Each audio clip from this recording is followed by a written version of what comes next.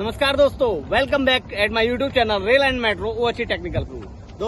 दोस्तों आपने ट्रेनों में सफ़र तो बहुत किया होगा। क्या आपने कभी सोचा है कि जहां पर कभी कभी रेलवे लाइन में ओवरहेड वायर्स जो रहते हैं, कहीं कहीं पर सिंगल वायर रहते हैं, कहीं कहीं पर डबल वायर रहते हैं। जैसा कि आप यहां पर देख सकते हो, कहीं पर सिंगल वायर, कहीं पर डबल। एक्चुअली जो पेंटो जो टच होकर चलता है, दो वायर रहते हैं, तो वो किस वायर से टच होकर चलता है और ये दो वायर होते हैं तो उसका मतलब क्या होता है। तो दोस्तों आज इस वीडियो में हम डिस्कस करने वाले हैं इसी के बारे में।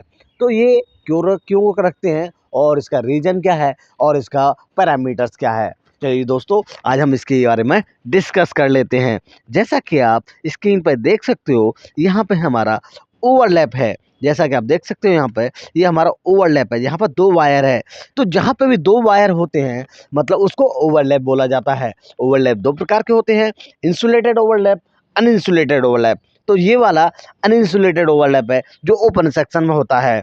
ओपन सेक्शन में हमेशा अनइंसुलेटेड ओवरलैप ही होता है। दोस्तों ये ओवरलैप इसको कैसे एडजस्ट करेंगे वो सारी चीज़ों के बारे में आज हम जानेंगे। तो दोस्तों ओवरलैप बनता क्यों है, सबसे पहली बात तो ये आती है।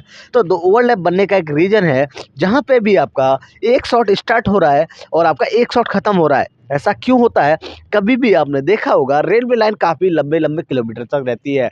जैसे आपका 100 किलोमीटर, 200 किलोमीटर, हज़ारों किलोमीटर तक रहती है। क्या रेलवे लाइन एक साथ ही इतना लंबा वायर बिछाती है? नहीं दोस्तों, ऐसा कभी नहीं होता है। ये हमेशा कभी भी एक वायर की, एक शॉट की जो लेंथ होती है, छोटे छोटे टुकड़ों में बिछाए जाते हैं। कभी भी इतना लंबा वायर नहीं बिछा सकते, क्योंकि ब्रेक डाउन हो सकता है। इतना लंबा वायर हो ही नहीं सकता, पॉसिबल ही नहीं है। इसीलिए रेल कभी भी एक वायर को छोटे छोटे टुकड़ों में बिछाता है, जिसकी टेंशन लेंथ 1500 मीटर तक रहती है। इससे ज़्यादा टेंशन लेंथ नहीं रहती है, जो IBB आईडीएसओ गाइडलाइंस है उसके अनुसार। तो दोस्तों कभी भी 1500 मीटर छोटे छोटे टुकड़ों में यह वायर बिछाया जाता है। जहाँ पे भी 100 1500 मीटर जहाँ ख़त्म हो रहा है, दूसरा वाला 1500 अगला वाला स्टार्ट होना है, तो एक शॉट जहाँ ख़त्म हो रहा है दूसरा स्टार्ट हो रहा है, तो वहाँ जहाँ पे भी ऐसा जो दो वायर मिलते हैं, एक एंडिंग और एक स्टार्टिंग, तो वहाँ पे आपका ओवरलैप बनता है। दोस्तों जैसा कि आपको समझ में आ गया होगा, जहाँ पे भी आपका दो शॉट, एक शॉट ख़त्म हो रहा है, एक स्टार्ट हो रहा है, जहाँ पे दोनों को मिलते हैं दोनों वायर्स, जहाँ पे आपने देखा होगा दो वायर्स हमेशा रहते हैं, तो उसको ओवरलैप बोला जाता है, क्योंकि वहाँ पे दो शॉट मिल रहे होते हैं। चलिए दोस्तों ये ओवरलैप होता है, कभी भी याद रखें। कभी भी अभी भी जब भी आपका क्वेश्चन आ सकता है एग्जाम में, तो रेल इतने लंबे वायर को कैसे बिछाती है, तो जब भी दो शॉट मिलते हैं उसको आपका ओवरलैप बोला जाता है। और जब भी ओवरलैप में दो वायर रहते हैं, एक IR एक आपका OR। IR का मतलब होता है इन रन, मतलब जो शॉट इन रन मतलब अंदर हो रहा है, स्टार्ट हो रहा मतलब अंदर हो रहा है, और OR मतलब जो एंड हो रहा है। तो IR और इन रन हो चाहिए OHE, और आपकी out of run OHE। IR को इन रन OHE बोलते हैं, OR को आउट ऑफ रन OHE बोलते हैं। चलिए दोस्तों जैसा आप देख सकते हो, हमारा यहाँ पे आपका IR का ब्रैकेट एडजस्टमेंट वर्क चल रहा है। चलिए दोस्तों डिस्कस कर लेते हैं हम ओवरलैप को एडजस्ट कैसे करें। जैसा कि आप देख सकते हो यहाँ पे हमारा IR का एडजस्टमेंट चल रहा है, तो IR के लिए क्या क्या करना होता है वो सारी चीज़ें है। तो IR के कॉन्टैक्ट की हाइट रहती है, अभी देखिए IR के कॉन्टैक्ट की हाइट, जैसे हमारा बंदा अभी वो IR के कैंडे हाइट पे है, तो IR के कैंडे की हाइट रहती है वो आपकी 720 रहती है, और IR की कॉन्टैक्ट की हाइट रहती है 580 रहती है। ऐसे ही इसी तरीके से जैसे ओवरलैप की है, ओवरलैप की यहाँ पे देखो, यहाँ पे आपका ये बंदा हमारा पकड़े हुए है, ये आपका गैप एडजस्ट कर रहा है। तो UIOL में कभी भी दोनों वायरों के बीच में कॉन्टैक्ट टू कॉन्टैक्ट गैप जो रहता है वो 20 सेंटीमीटर का रहता है। याद रखें, जैसा कि आप देख सकते हो यहाँ पे हमारा एडजस्टमेंट वर्क चल रहा है। तो आज जैसे आपका सिंगल है, तो ओवरलैप में आपका IR का हाइट हमने बता दिया, अभी आपको OR की हाइट के बारे में बताते हैं। OR की हाइट जो रहती है वो आपकी कॉन्टैक्ट की हाइट OR की जो रहती है वो आपकी रहती है 36। कॉन्टैक्ट हाइट रहती है 36 और कैडनरी की हाइट रहती है 670। तो ये दोनों आपके कैडनरी कॉन्टैक्ट की हाइट रहती हैं। कभी भी डबल ब्रैकेट जहाँ पे भी आए, आप वहाँ पर IR और OR की हाइट यही रखें। आपका दोनों कभी भी IR की हाइट आपको जैसा कि मैंने डिस्कस कर ही दिया है, तो वो सारी चीज़ें आप यहाँ पर देख सकते हो।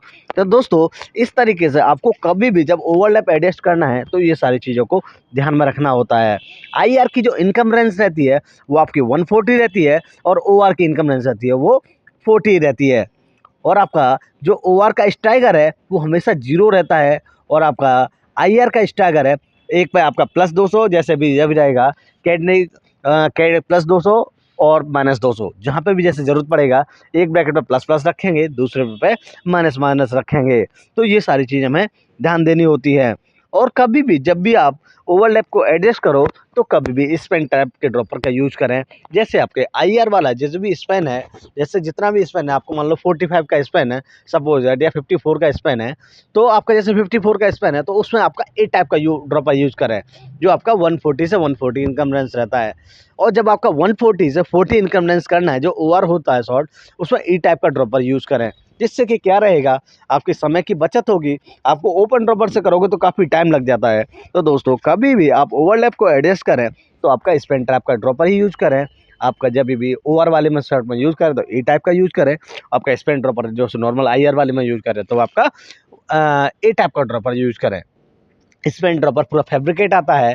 स्पेन स्टोर से ऑलरेडी हम लोग पहले से फैब्रिकेट करा लेते हैं एज पर ड्रॉपर शेड्यूल कि कौन से ड्रॉपर की हाइट कितनी रहती है, कितनी लेंथ, टोटल मेजरमेंट के हिसाब से या गाइडलाइंस के हिसाब से वो सारी चीज़ें हम स्टोर में पहले से ही मेजर करके लाते हैं, जिससे कि साइड पे कम ब्लॉक लगे या कम टाइम लगे और जिससे कि हमारा कम समय में काम हो सके। यदि हम साइड पर मेजर करेंगे तो उसमें काफ़ी टाइम लगता है।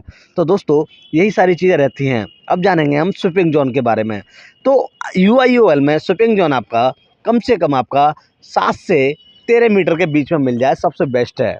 सबसे बेस्ट है आपका 7 से 13 मीटर के बीच में। स्विपिंग जोन मतलब होता है जहाँ पर 2 वायर पैरेलल रन करते हैं, एक दूसरे को टच होकर चलते हैं। वो दोनों टच होकर चलते हैं, वो रीजन है उसका। ये दोनों को एक साथ टच होकर नहीं चलाएंगे तो स्पार्किंग का चांसेस रहता है। तो कभी भी स्विपिंग जोन आपका जो रहता है 7 से 13 मीटर के बीच में रखें। और आपका जो डबल ब्रैकेट दोनों सेंटर है, कभी भी सेंटर में ही रहता है। और आपका कभी भी क्या बोलते हैं, ड्रॉपर ई टाइप आपको बताई दिया, सारी चीज़ें दोस्तों हमने कवर कर ही ली है। तो आशा करता हूँ यह वीडियो आपके लिए काफ़ी हेल्पफुल रहा होगा।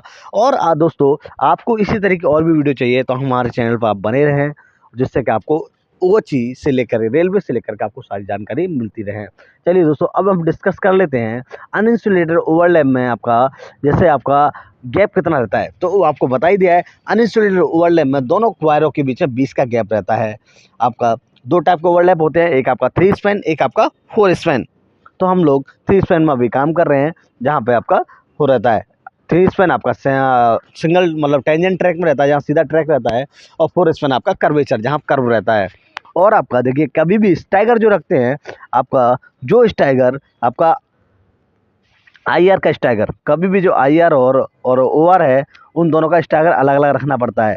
तो IR का और IR कॉन्टैक्ट और OR कॉन्टैक्ट दोनों का स्टैगर रखते हैं +200 माइनस है, ठीक है। और आपका OR का स्टैगर कैडनई और कॉन्टैक्टर रखते हैं 0। कभी भी याद रखें ये सारी चीज़ें आपको ओवरलैप को एडजस्ट करते समय आपको ध्यान में रखनी है कि ये आपका किस तरीके से एडजस्ट किया जाता है।